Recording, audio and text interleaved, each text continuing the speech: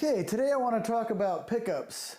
I had bought this Jackson Warrior about a year ago, and I've been wanting to make a video about it. I just haven't gotten to it. When I first got it, it had branded Jackson pickups like the ones that are on this Dinky, and I wanted to put something better in it, so I went ahead and I bought some Kirk Hammett bone breakers from EMG. And I had also put those in this Dinky, it's up here, and I liked them pretty good, so I went ahead and decided I was going to go ahead and put them in this Warrior. And if anyone's out there who's bought a guitar, and oftentimes any guitars that you get that are generally under $1,000, sometimes you get some that come with some good pickups. They might come with Seymour Duncans or Duncan Design.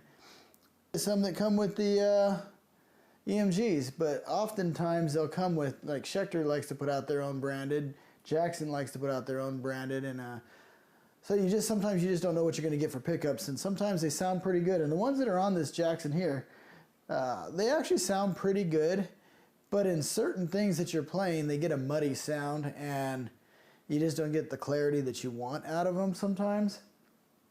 And so that was the problem I was having with this Warrior. I'd be playing it, and it sounded good, but I knew it could sound better.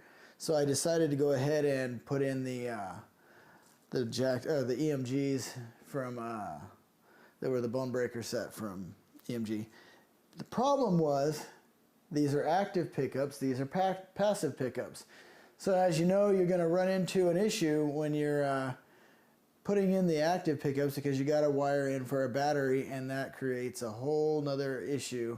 And that's something that made this a fun project. And as you can see, there is a battery door that is on this thing that I had installed myself. I didn't send it out, and that added to the project. Definitely was a lot harder to do it, because I do a lot of woodworking and stuff like that as projects, but routing out your guitar to put in a battery door is a little bit frightening. You know, one little slip and you punch through the other side and it's all over.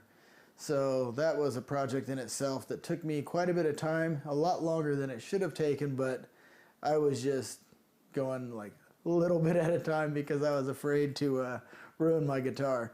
So I did put these EMGs in this several months ago, and like I said, I just now getting around to the video on it, but I'm going to show some pictures that just shows all the little pieces and parts and things that you got to do when you're going to go ahead and do a project like this. But it's definitely rewarding. It's worth it when it's done. If you end up with the sound that you want, or maybe it's not better, maybe it's just different, but it makes for a fun little project. And if you do it and do it right, then you come out with something that looks like it was factory installed and it actually was your work. Now, when I did do this project, it wasn't just the battery door that I had to deal with. I also had to, on a Warrior, your jack is right here, and the bone breaker set comes with a jack and everything.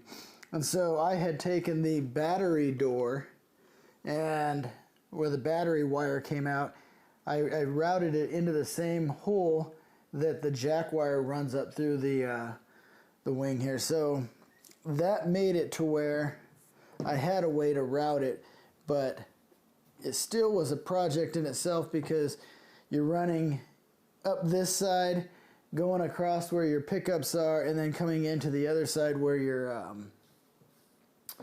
you actually have all your electronics.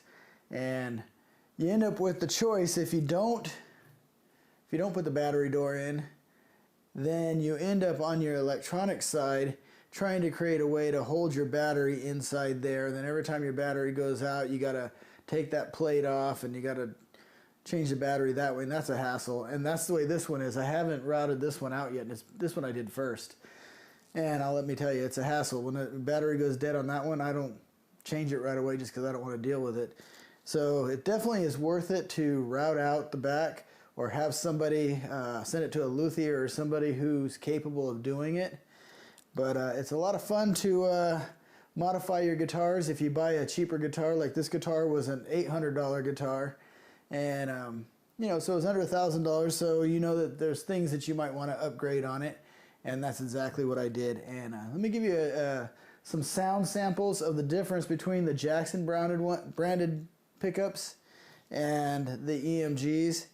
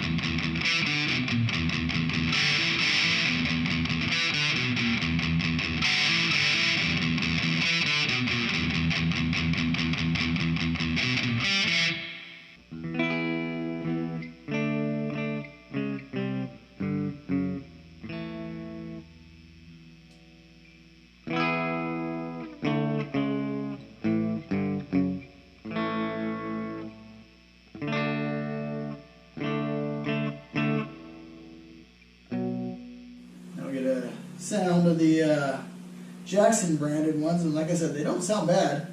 I just wanted to upgrade the ones on this and make them sound a little better, but